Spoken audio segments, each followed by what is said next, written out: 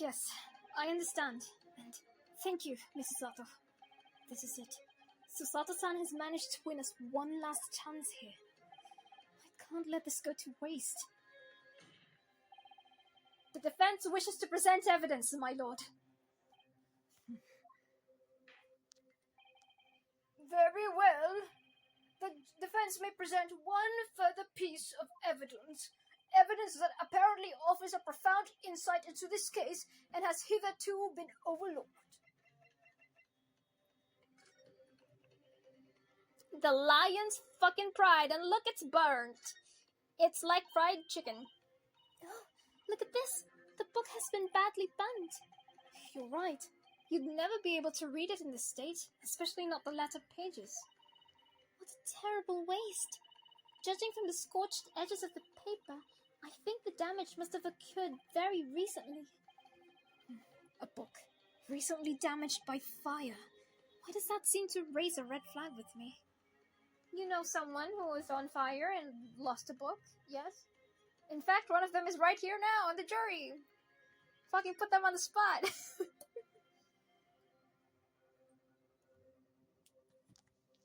Take that! The evidence in question is what we can see from the newly presented photographic print of the crime scene. The fourth book, found in the victim's hand. We have already discussed the fourth book, at length. Other than it being at the... I'm stuttering over Van Zeek's worst day, I'm so sorry. Other than it being in the victim's grasp at the time of the incident, no significance has been attached to it. Pursuing the matter further would be a flagrant waste of the court's time, as you well know. Yes, I'm afraid, counsel, I must concur with the prosecution on this matter. When I afforded you this opportunity, you led the court to believe that the evidence in question contained a hitherto undiscovered clue. So I must insist that you elaborate, counsel. Excuse me, you will identify this clue at once. Do I make myself clear?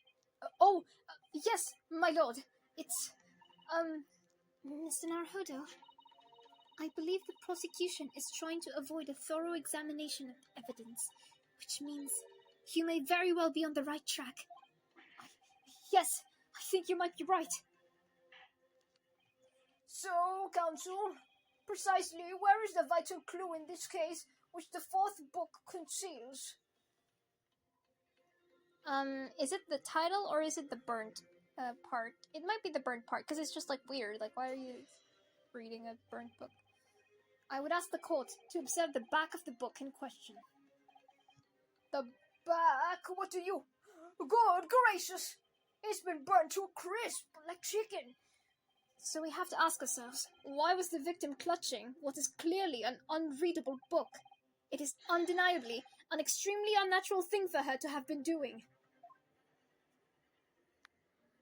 I mean, it's strange, yes, but unless we find a significant relevance. Unnatural, you say? And what of it, my Nipponese friend? Were I to concede the point, if it bears no relation to the case, there is nothing to discuss. So, should you wish to assert that this fire damage is some veiled clue as to what have happened, pray, do enlighten us all. What truth does this charred book hide? A charred book. There's just one possibility here, which I can't quite bring myself to rule out. It's an outside chance, certainly, but worth a try. Alright, I'll explain my theory. A game theory. Don't keep us waiting any longer then, counsel. Explain this theory of yours. What are you suggesting that can ascertain from the fire damage this sorry tome has suffered? Its owner! It's not olive green. My lord, the burn on the back of this book reveals a vital clue about the book's owner. I beg your pardon? But we already know who the book belongs to. The victim was gripping it in her hand and she fell to the floor after all. It's obviously hers. The question of how this book came to be in the victim's hand has yet to be answered. However,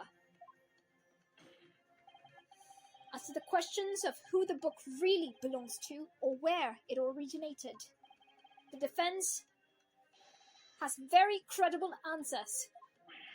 Good gracious! How can you possibly? Very well.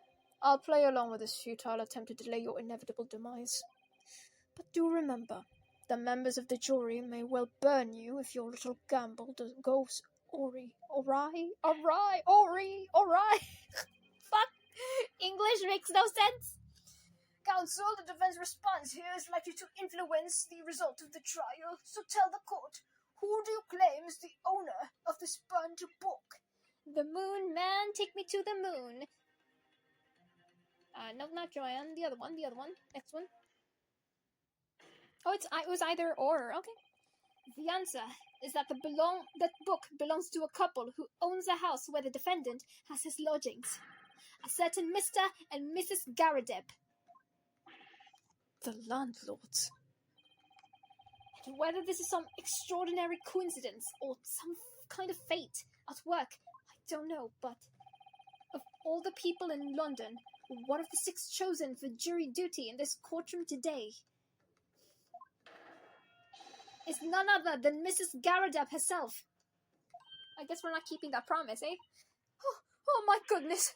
Me! I think you must be mistaken, sir. I'm not Mr. 𝙤𝙤𝙤𝙩's wife. I'm his maid.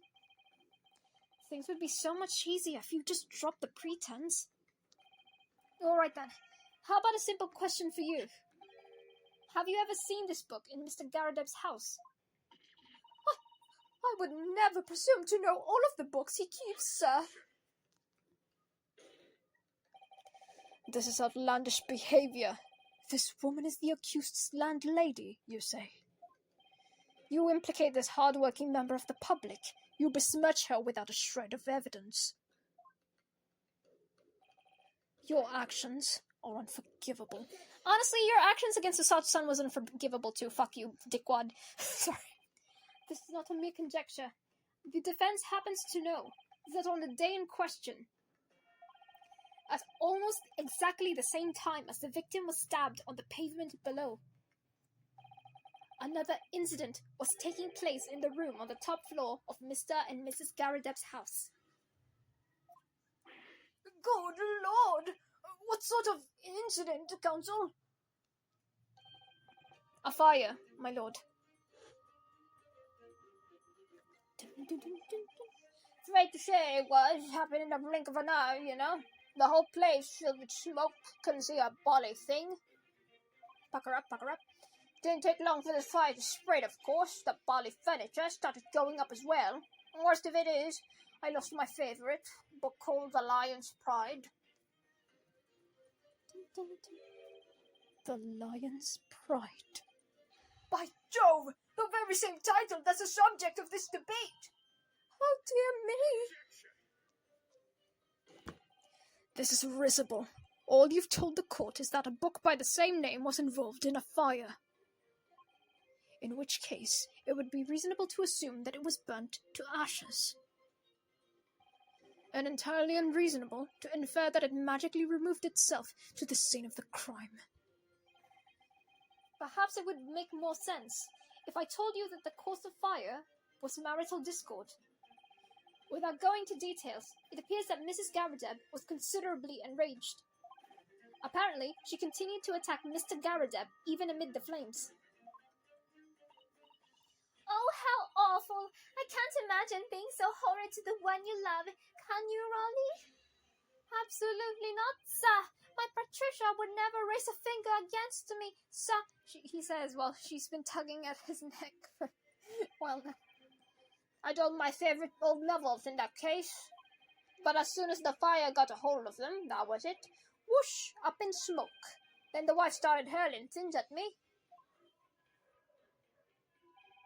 There was I, back up against the window under heavy enemy fire. Incendiary books coming in my way.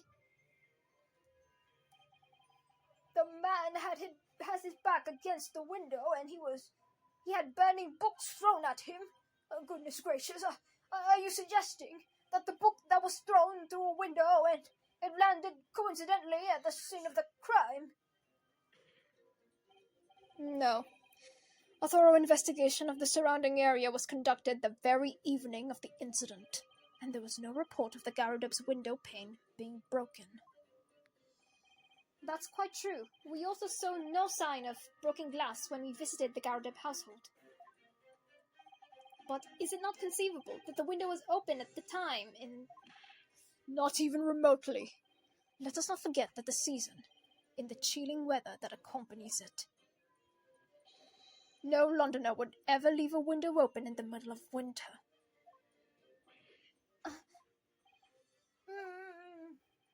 Does the defense postulate the scenario in all seriousness, counsel? Do I look like I'm joking? Do I have time to be joking? Do you earnestly claim that the book found at the scene was a flaming projectile thrown by Mr. 𝙤𝙤𝙪's wife? I believe it's a possibility, my lord. I do like this music. That's quite enough? Who said that? It's one of the jury, but I don't know who. Is it Foreman? Oh, it's Joanne. That's quite enough! Well, I hope that everyone can see you for what you really are now, you little foreign trickster. You call yourself a lawyer, but you're just a coward, a mean coward. Really? Claiming that our little tiff set the whole neighborhood alight. Honestly, that our little tiff set the whole neighborhood alight, sorry. Implying that I'm merely posing as a maid for appearance's sake. How could you? It's nothing to do with this beastly case, not any of it. All you've done is sully our family's name. No, I assure you, that was never my intention. Dragging an upstanding citizen's name through the mud simply to divert attention from your failing defense. I should box your ears, that's what I should do. It's utterly unforgivable. Also, she just fucking punched juror number 5. Too right. Here we go. How long have we sat here now, listening to this Nipponese spouting out its fancy foreign theories? But think about it. At the end of the day, the only person who could have possibly stabbed the victim is that little hunchback with a moustache, and he ran away from the scene too. I do declare you're right. It's true. Yes, what did I tell you? Makes sense to me. Sorry, what's that? Jesus fucking Christ, juror number 6. Well, it would appear that the ladies and gentlemen of the jury are once again in full agreement. What is your position, Lord Van Zieks? In truth, my lord, I feel this has been unnecessarily protracted proceedings. But then, one must always exercise patience in order to savor the best vintage. No, wait! The mystery of the 4th book still hasn't been... I've been kicked! If books are your What the fuck is that word? Predilection. Sorry, I know I have dyslexia, but the first thing I read was erection. I'm like, that can't be right. That can't be right with Van Zieks like up in the screen. No. If books are your predilection, my learned friend, study them at your own time.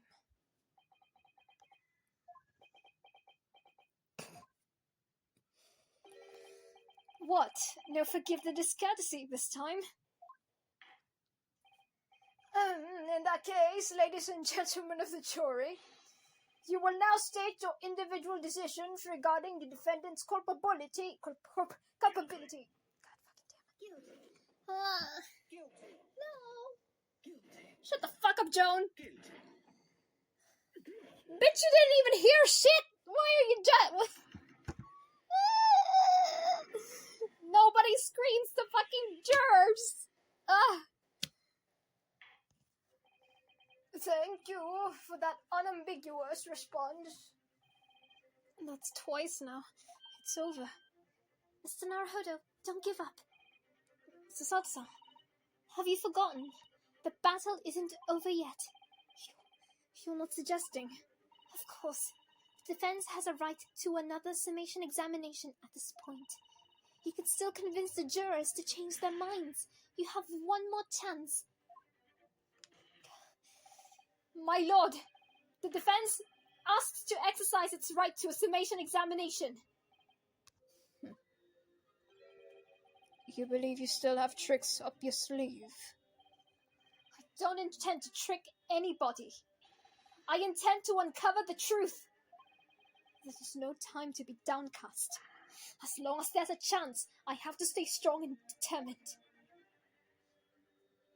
Let's go. Let's go. To be continued, actually later, because my voice is also dead.